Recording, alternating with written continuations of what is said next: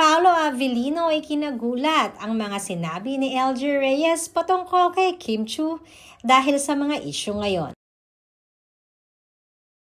Trending at usap-usapan nga ngayon ang dating PBB Big Winner at co-host ng It's Showtime na si Kim Chu. Binatikos at pinag-usapan nga nitong mga nakarang araw si Kim Chu dahil na rin sa mga binitiwang salita nito patungkol naman sa co-host ng Eat Bulaga at dating Little Miss Philippines na si Riza May Dizon. May mga netizens at fans si Kim na nalungkot dahil hindi nila inasahan na magbibitiw na naman si Kim ng ganitong mga salita. Samantala, gumawa rin ng ingay kamakailan lamang ang dating girlfriend ng napapabalitang boyfriend ngayon ni Kim Chu na si Paolo Avellino. At ito nga ay si LJ Reyes dahil na rin sa pagbubukas nito ng kanyang bagong business.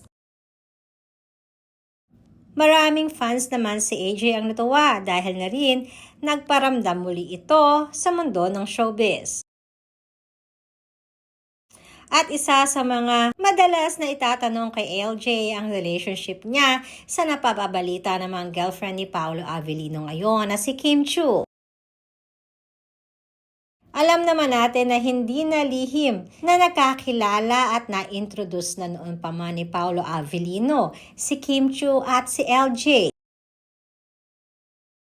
Sa isang interview nga ng Entertainment Magazine, sa pagbubukas mismo ng business ni LJ ay sinabi nito na for sure di umano ay baka na misinterpret lamang si Kim sa kanyang mga pagbibiro.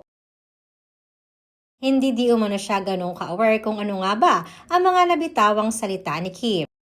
At knowing Kim di umano ay alam niya na hindi naman ito ganun. But syempre apart from that ay ayaw na ding magsalita ni LJ. Basta ang alam di umano niya ay good terms sila ngayong lahat ni Kim Chu at ganoon na rin ni Paolo Avellino.